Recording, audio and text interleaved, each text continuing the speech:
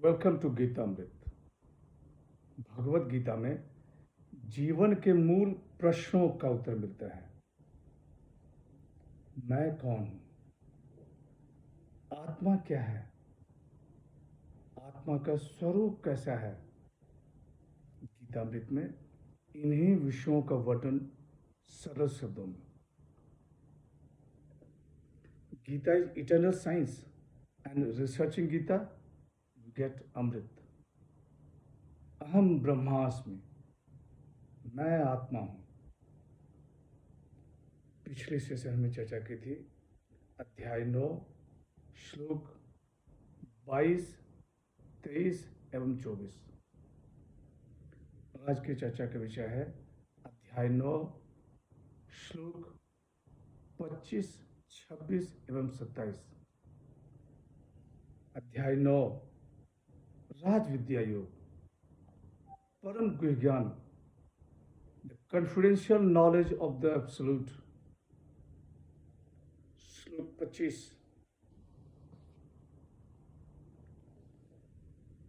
यान्ति देवव्रता देवान् पितॄन् यान्ति पितृव्रताः भूतानि यान्ति भूतेज्याः यान्ति मद्या जिनोपि माम।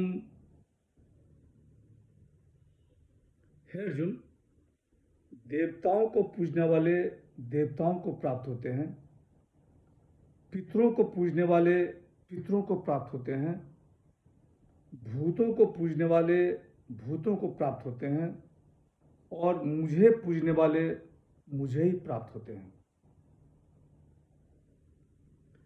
Worshippers of the gods go to the gods, worshippers of the mains go to the mains, sacrifices to the spirit go to the spirits, and those who sacrifice to me come to me.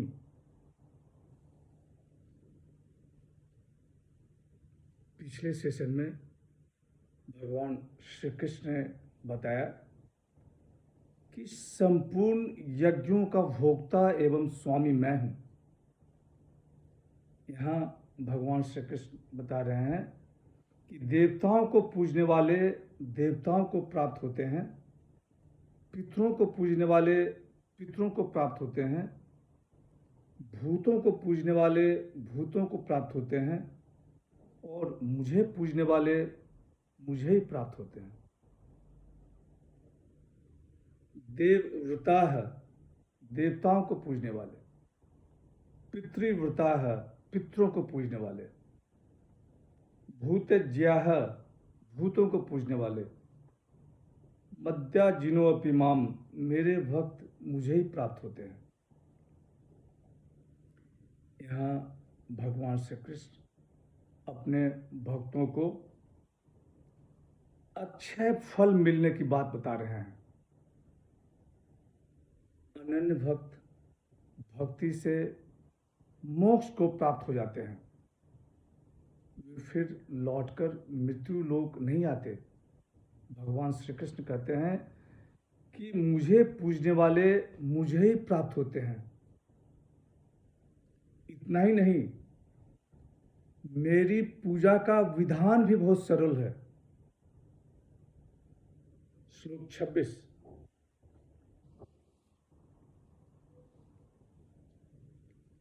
पत्रम पुष्पम फलम तोयम ये मे भक्त्या प्रयच्छति तदहम भक्त्युपहृतम अस्नामि प्रयतात्मनः। पत्र, पुष्प, फल, जल इत्यादि जो कोई मुझे अर्पित करता है, मन से अर्पित करने वाला उस भक्त का वह सब मैं स्वीकार करता हूं। Whoever offers to me with devotion a leaf, a flower, a fruit or water,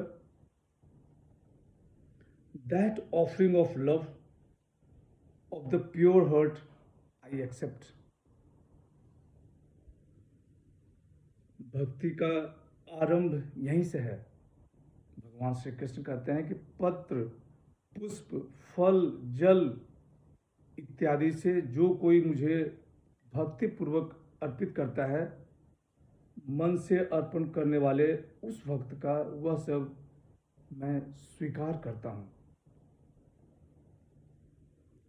प्रयच्छति अर्पित करना, प्रयतात्मनः मैं उन्हीं की भेंट स्वीकार करता हूँ जिनका हृदय शुद्ध है। अस्नामी भक्त के द्वारा प्रेम पूर्वक दिए हुए उपहार को स्वीकार ही नहीं करते, प्रत्युत भगवान उसे खा जाते हैं। इस श्लोक में पदार्थ अर्पण की बात कही गई है। आगे के श्लोक में क्रिया अर्पण की बात बताई गई है। भगवान श्री कृष्ण कहते हैं कि हे पार्थ, योग साधना की एक सहज उक्ति बताता हूं। यदि तुम वास्तव में मेरी उपासना करना चाहते हो तो अपने मन मंदिर से कभी भी मुझे विस्मित मत होने दो। श्लोक 27। यत् करोसि यद स्नासि यज्जुहोसि तदासि यत् तपस्यासि कौन्तेय तत्कुरुष्व मदर्पणम।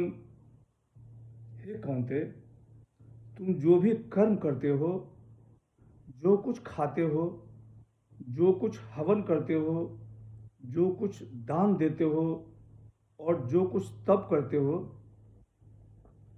सब मुझे अर्पण कर दो। Whatever thou doest, whatever thou eatest, whatever thou offerest, whatever thou givest away, whatever austerities thou practice, do that as an offering to me. भगवान श्री कृष्ण कहते हैं कि हे कौन्ते, तुम जो भी कर्म करते हो, जो कुछ खाते हो, हवन करते हो, दान देते हो, तप करते हो, सब कुछ मुझे अर्पण कर दो।